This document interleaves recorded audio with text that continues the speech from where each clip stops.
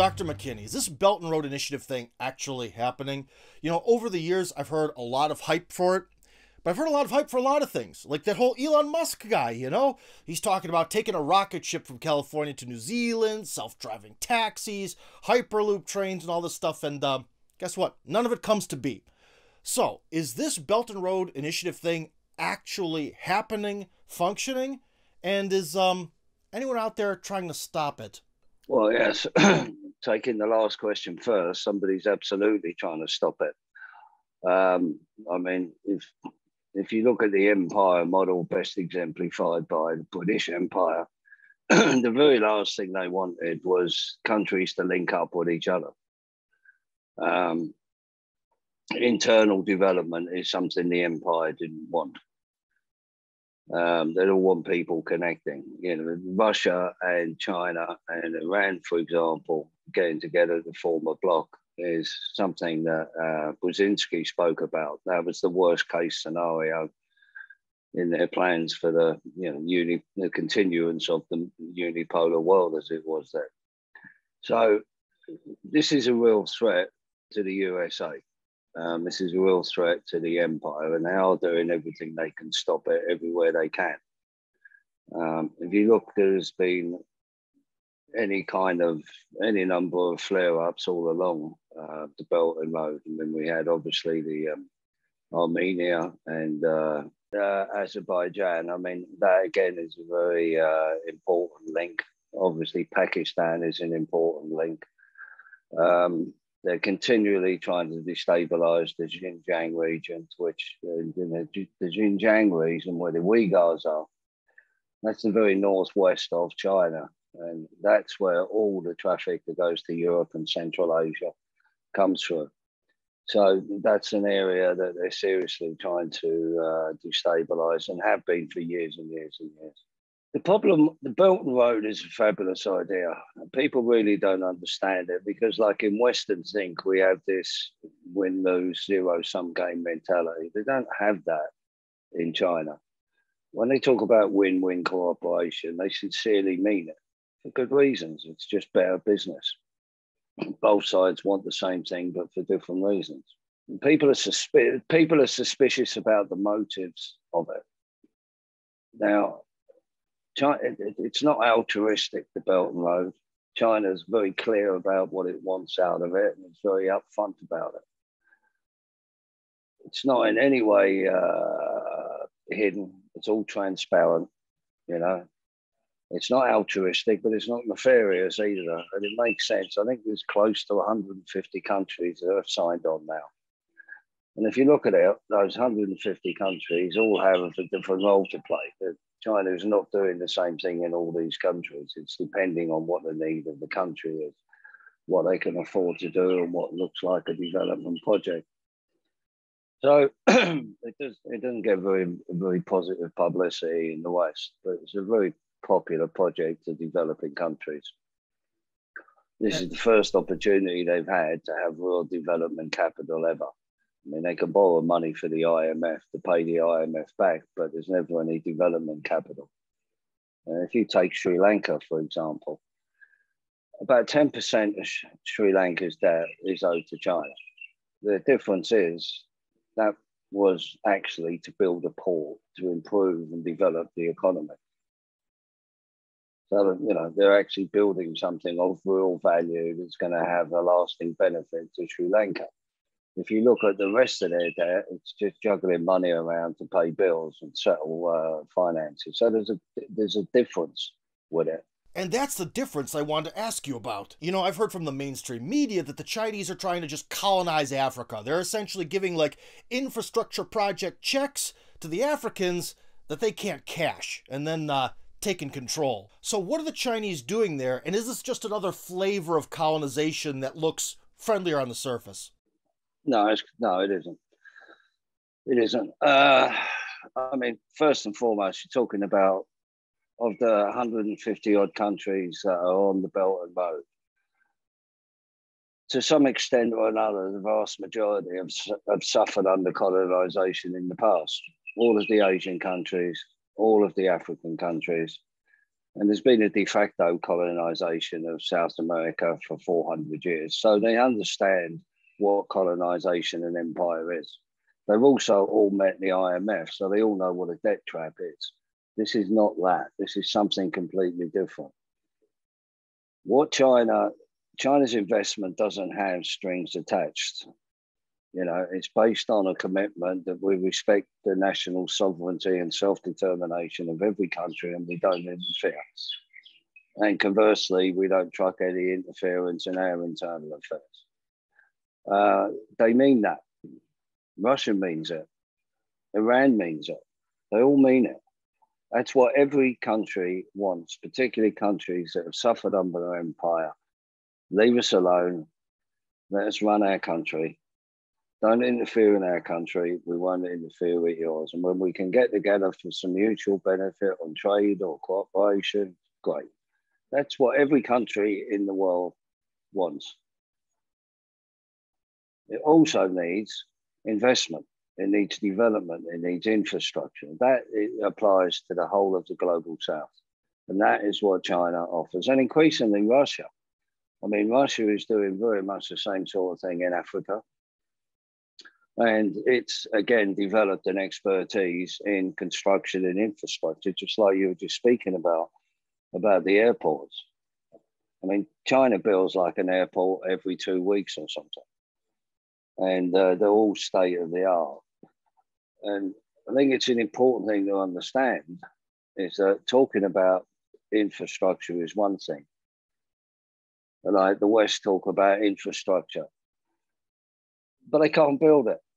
Sorry, guys. At this point in time, the neighbor's dog came over and started to sniff and play with Eamon, so we had to take a little pause. Anyways, back to the interview. Russia's very much a part of it. I mean, the thing about it is,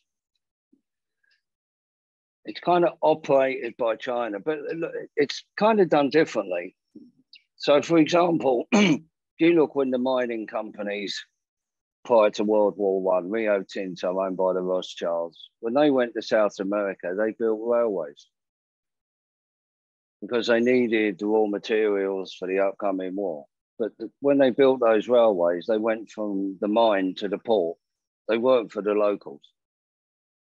You understand? The point about this is that this is not like all roads lead to Rome. So, I mean, if you've got connections between Pakistan and Iran, that's between Pakistan and Iran. China just built it. They've got no involvement in that. So it's a very egalitarian sort of setup. Do you understand?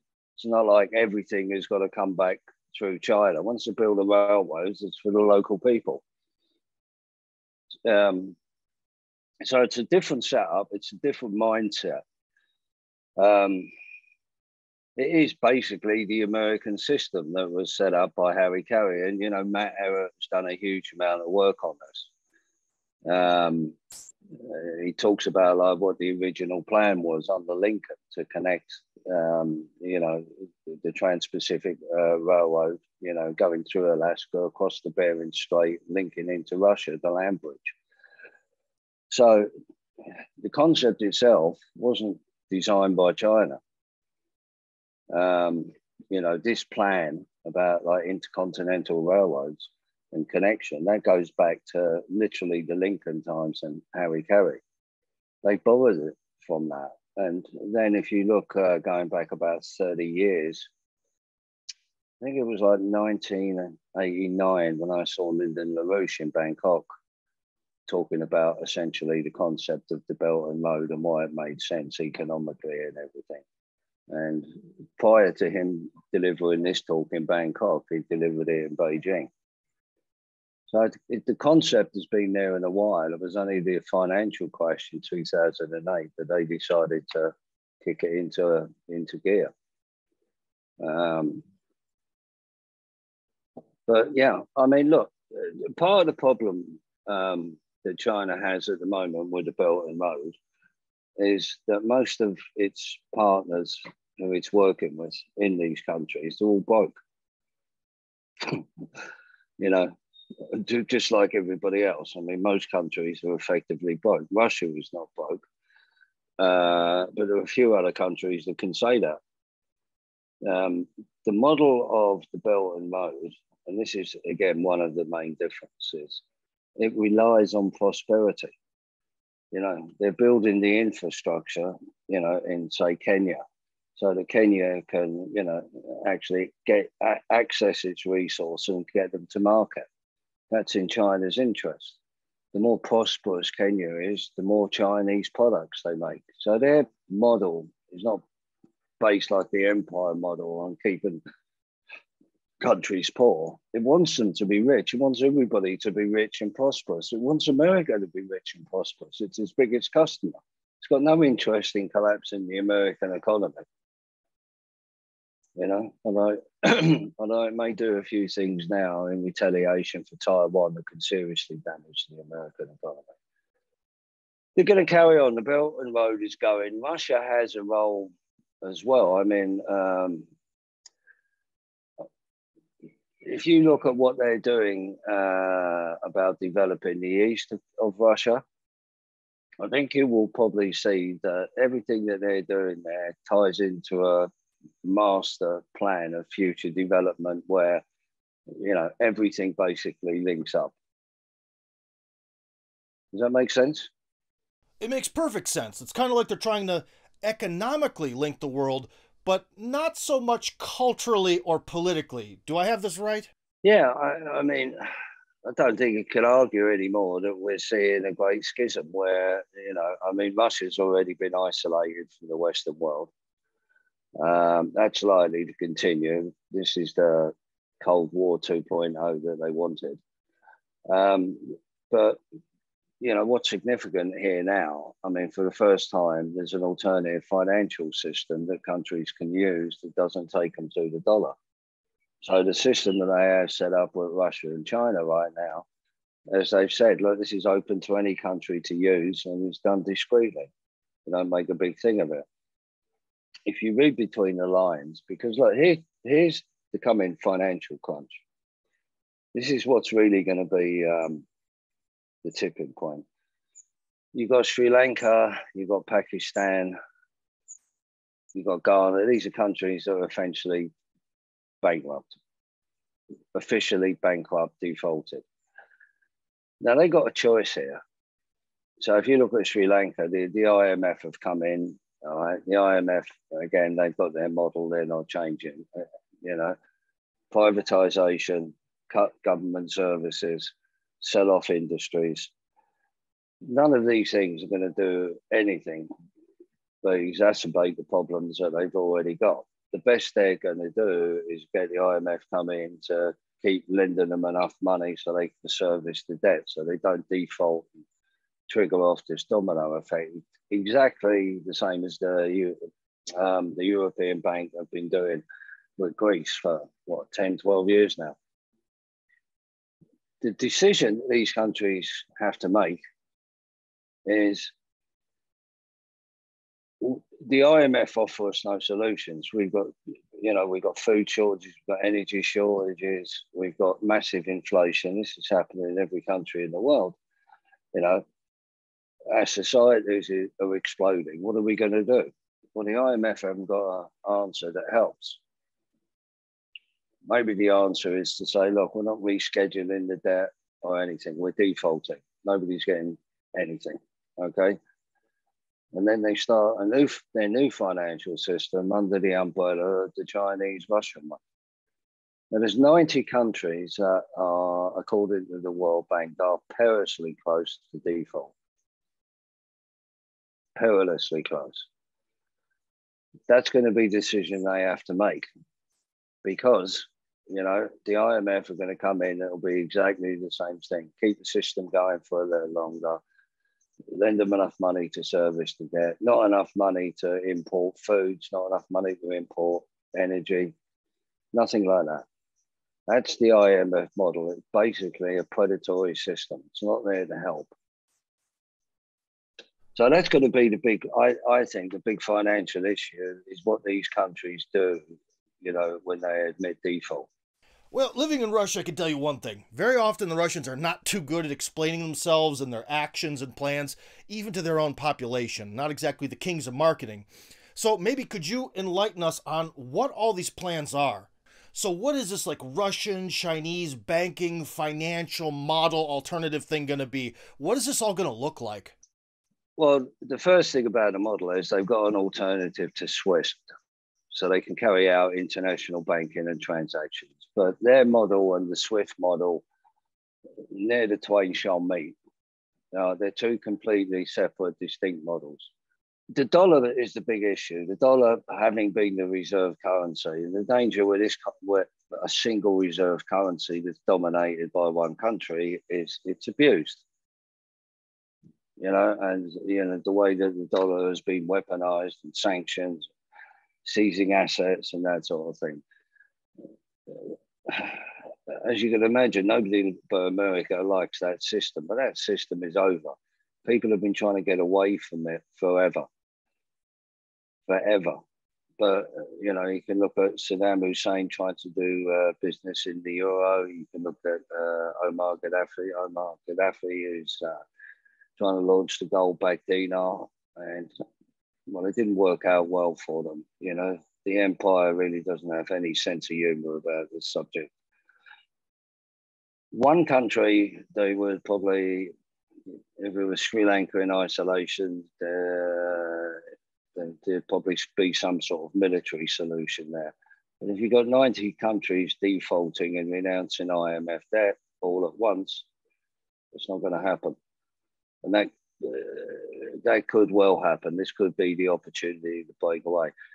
The principal thing is there isn't going to be, at least in the foreseeable future, one single reserve currency. So what we see, for example, is we call the Central Asian states, Russia, Kazakhstan, China, Pakistan, they've all agreed on, a trading arrangement using reciprocal currencies based on a value. Now that works there. You can find big countries like Russia and China, okay, they can just pay each other in each other's currencies. That's not a problem. They can just use reverse currencies. You can do it with India because, again, these are big economies. Russia and Zimbabwe, for example, couldn't do that. There's such an imbalance in the money. So again, doing trade in reciprocal currencies wouldn't work there. There has to be some reserve medium of exchange. But Africa's setting up a currency. South America is setting up their own currency, the Merkel. Oh, no, that's the group. But they're setting up a Latin American trading currency.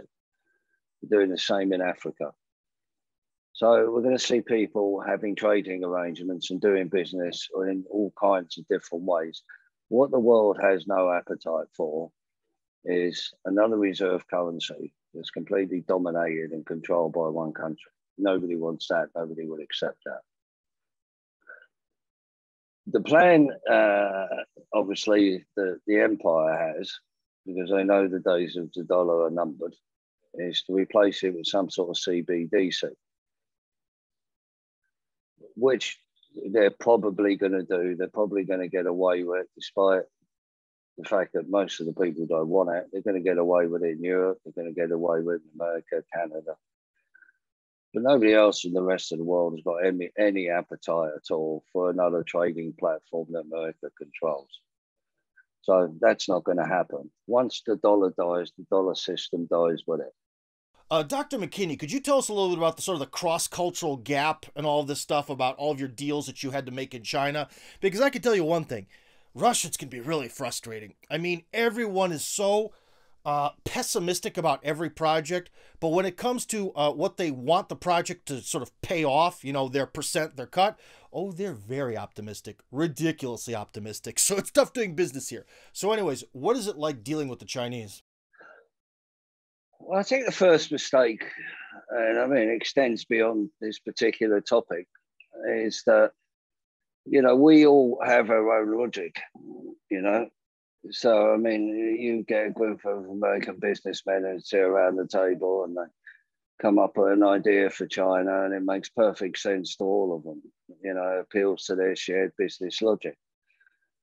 And the assumption is we're going to go to China and it'll obviously make sense to them because it's logical. Well, it's logical to you. The assumption is based on a false premise that logic is the same everywhere. And there isn't. I'm sure that feeds into exactly what you said about doing business in Russia. One of the things that Western businesses don't understand, they can talk about it. It's sort of an anecdote that they use, that the Chinese believe in mutual benefit and win-win.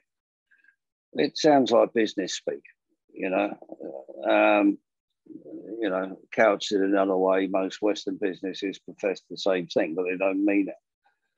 I mean, when I was first in there, in the early days, when I was first involved in the business there, say 1980, that's what you used to hear all the time: mutual benefit, win-win, which I thought was just more business speak. I didn't pay much attention to it. And it was interesting because just prior to that, I had 2 years in China and then a year back in the States doing an M.B.A. And the big read at the time that everybody was reading, everybody was talking about, was The Art of War. 2,600-year-old book written by a Chinese general about conflict. And they used it to describe their attitude towards business. It's all about winning and losing. Now, in all my years in China, I never heard a Chinaman using the art of war in any context whatsoever to do with business, because they don't consider business to be conflict. It is actually genuine. That's what they believe. There's a saying in Chinese business: same bed, different dreams. Is you and I are going to do business together, and it's going to be good for both of us. But it's going to be good for you in one way, and it's going to be good for me in another. You know what I mean? Right. As you get in every business relationship where it's a conflict and it's about winning or losing, you understand? It's kind of like the trading mentality on Wall Street. For every winning trade, there's a counterparty that loses. Business doesn't have to be like that. So they approach it in a very, very different way. Chinese organizational behavior in terms of how they run an organization is very much based on Confucian principles of a hierarchy, if you like. Confucius said that, your average man is going to have 5 principal relationships in the course of his life. It's going to be emperor, subject, father, son, big brother, little brother, husband, wife, friend, friend. With the possible exception of friend, friend, all of those relationships implicitly, entail one having authority over the other. The son looks up to the father, the younger brother looks up to the bigger brother. So their society is organized like that. But there's another side of that. With that authority comes a responsibility. So it's the father's responsibility to look after the son, the big brother, the little brother. So the society sort of works up and down with a hierarchy of, authorities and responsibilities. So running a business in China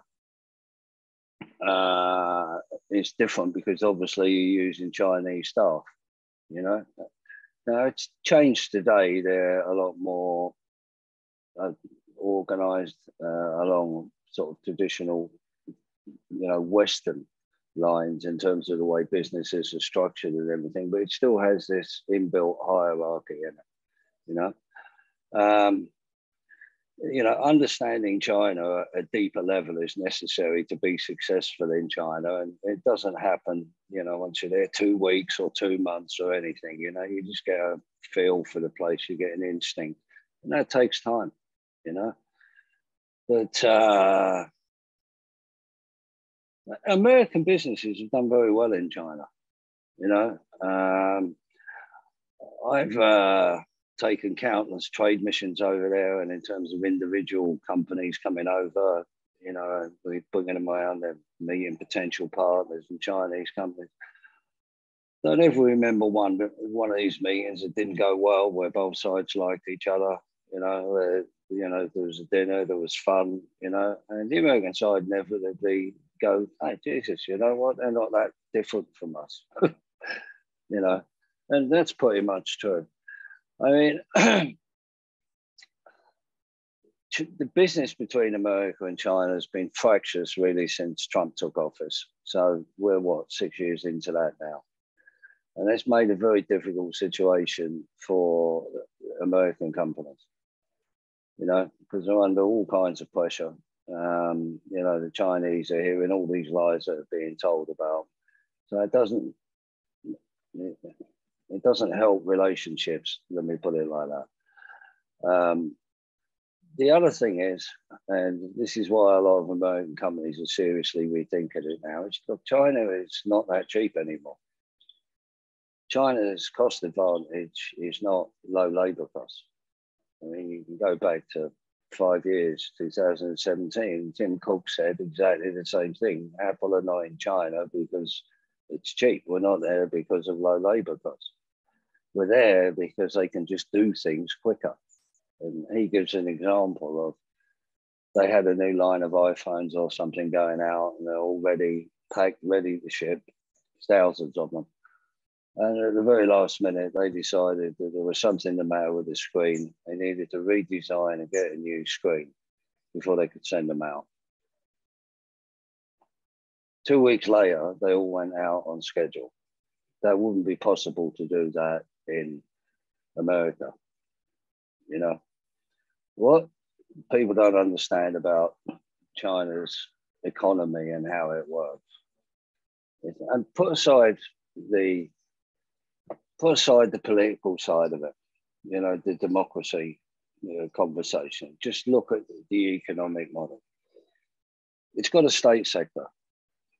The state sector takes care of the essentials. So you've got healthcare, medicine, infrastructure, energy.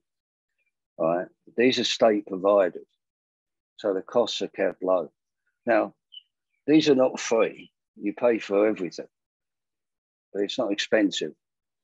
So, I mean, a little while ago, 5 years ago, one of the clients was over, brought his wife, young kid.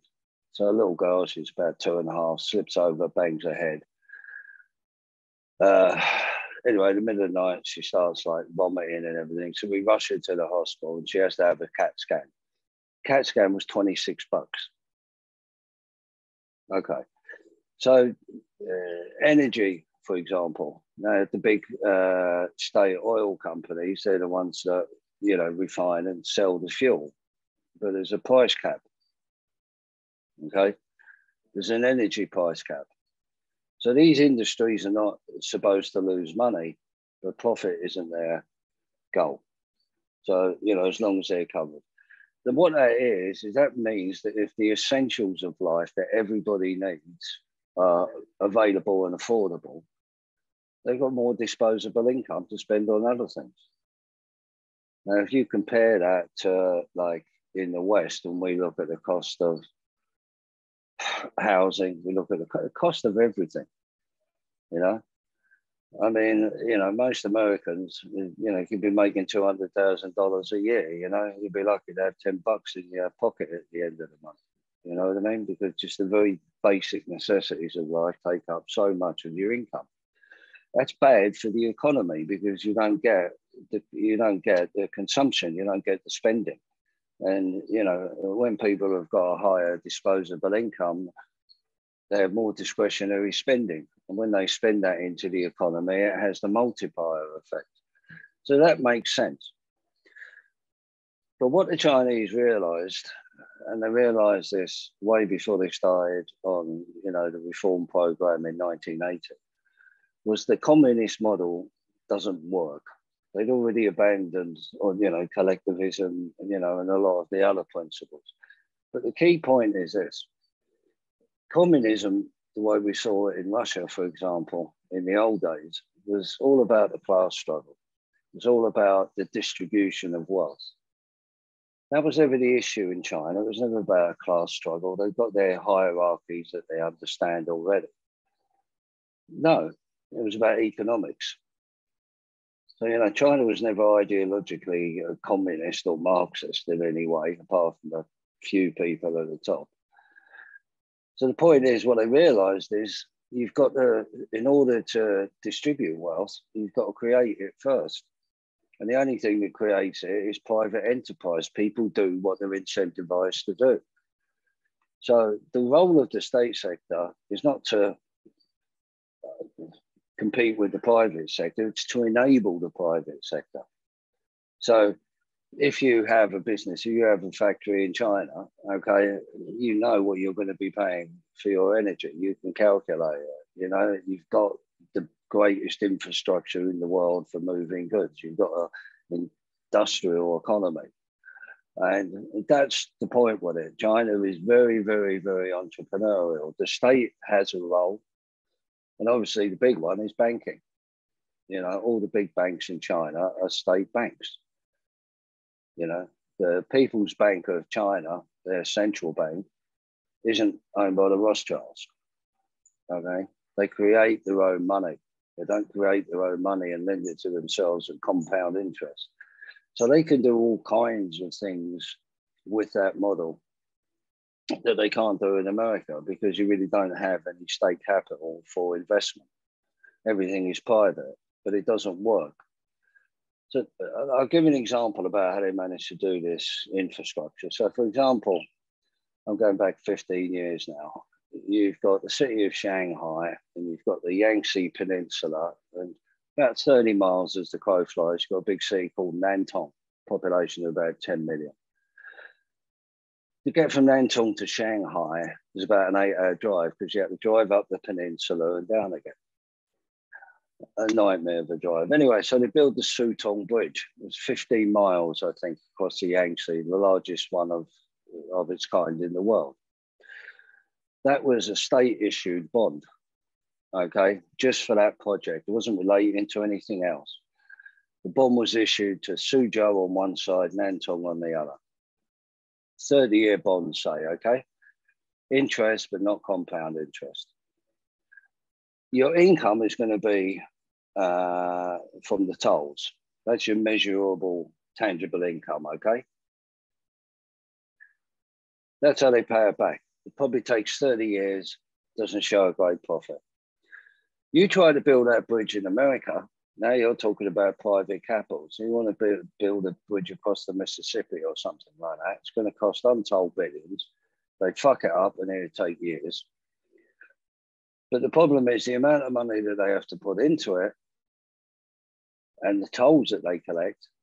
In time, it will pay for itself, but it's too slow and it's too small a return to interest private capital in America. So the bridge doesn't get built. That's why you got no infrastructure. Back to the bridge in Sutong. Yes, we know, for example, 500,000 cars a day are going to use the bridge.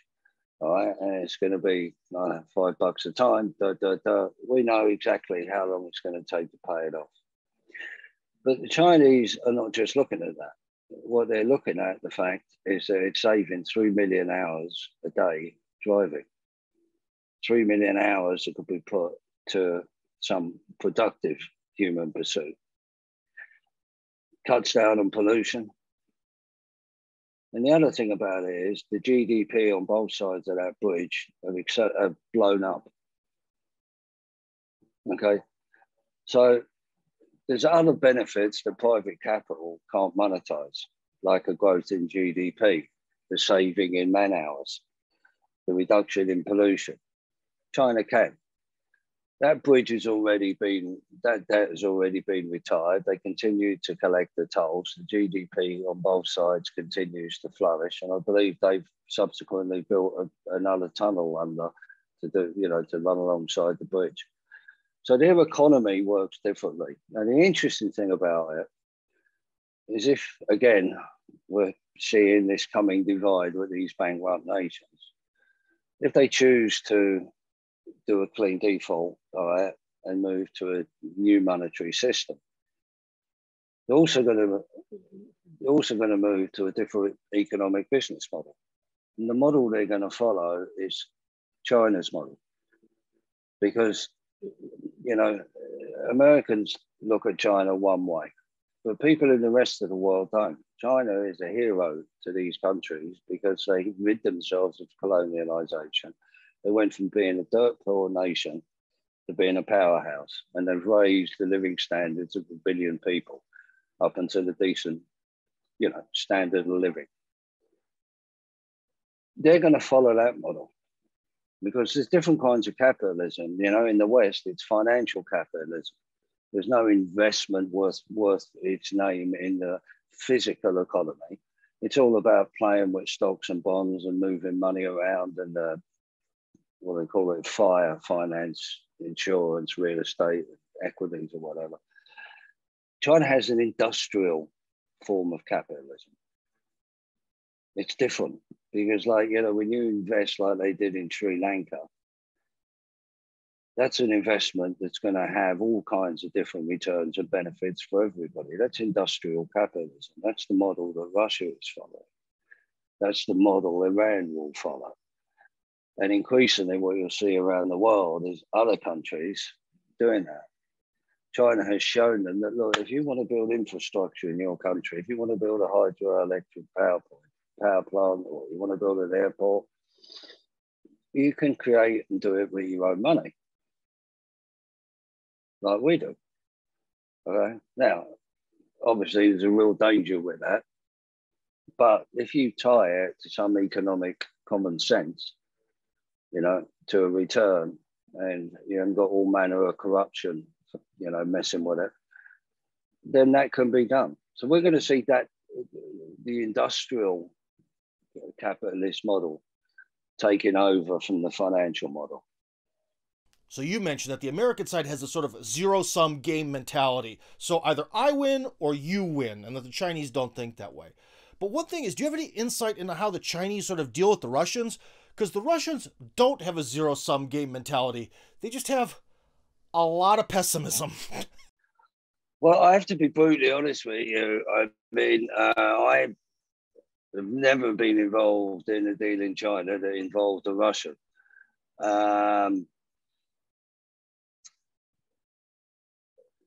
I've really never done any business with Russia at all. So, I mean, I couldn't comment on that. And I think most of the business that's being conducted between Russia and China is at a pretty high level, you know, a governmental level for the most part. And, you know, they seem to have their own form of diplomacy and arrive at decisions quickly enough. But it's interesting what you say about Russians. I mean, we get a lot of Russians here, and I like Russians. I mean, the problem is I don't speak any Russian, and most of them that come over here really don't speak very good English. But what they do seem to have is,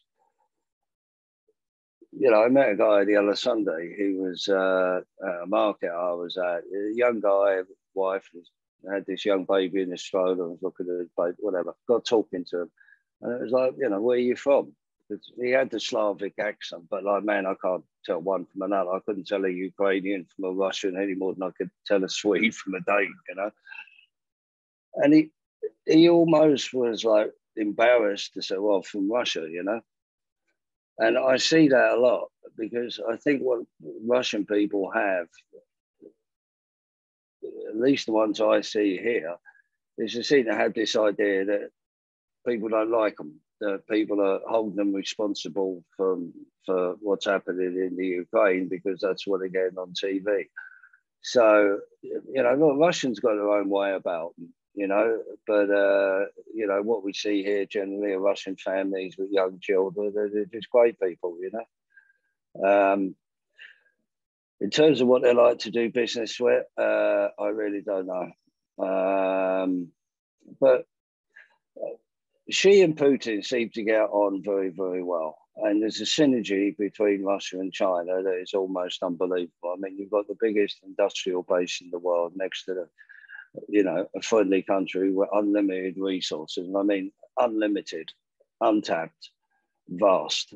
I mean, if you look at the vast stretches of Russian land that have never been turned to agriculture or anything, I mean, so the synergy between the two is, you know, incredible. You know, Russia fuels its economy with energy from China. So, I mean, as long as you've got people who are following that ethos about non-interference, respecting sovereignty, win-win, you're going to see that all around the world. I mean, and that shouldn't be looked at as if there's something abnormal about that. There's something, you know, fantastic about the ideas that people could look at, you know, not interfering in somebody else's country and looking for opportunities where we can do win-win cooperation.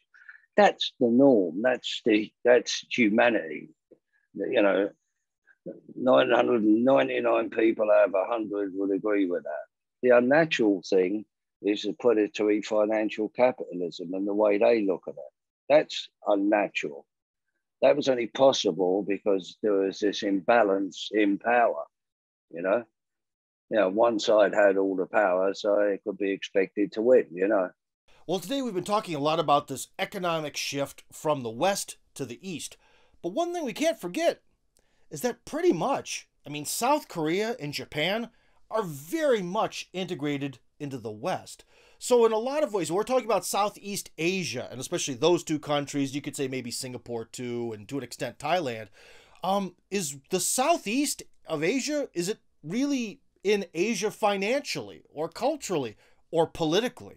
Well, all of those countries you mentioned have China as their biggest trading partner. Every country in the Asian regions, their biggest trading partner is China. Look, I will tell you that,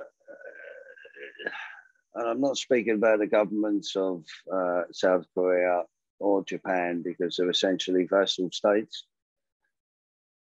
But the majority of people in all of those countries do not see China as a threat. It's not the Asian way. China has assumed the role in Asia that everybody likes. Every time they see white men showing up in Southeast Asia with boats and guns, professing good intentions, bad stuff happens. The people in that region don't see China as the problem. They see America as the problem. And they certainly don't want NATO sticking their nose in that part of the world. That's a fact. South Korea is an interesting case. Now, South Korea and China do a huge amount of business together. So Pelosi went to South Korea after she went to Taiwan, and the Prime Minister said, "No, I can't meet you. I'm on holiday." All right. So take from that what you will. Japan is committing, among other things, economic suicide by siding with these sanctions against Russia. And it gets all its energy from Russia. And Japan has the highest GDP to debt ratio in the world. So, no, look, the situation in Asia is tense. Pelosi's visit to Taiwan, an act of madness, which everybody in the region acknowledges, and they all reaffirm their commitment to the one China policy. People talk about Chinese aggression. And when you ask people for an example of this Chinese aggression, they can't give you one. Because in 5,000 years, China's never invaded or tried to colonize another country. It's just not what they're about. Talk about Chinese aggression. I would talk about 70 years of Chinese restraint because the Americans have been trying to stir this crap up since 1950. That's a fact. So you've had 70 years of provoking China to try and get them to do something against Taiwan, to give them an excuse. That's a level of restraint that's never been witnessed in history before. Now, here's kind of I'm going to backtrack a tiny bit and I'll get back to that. Order out of chaos,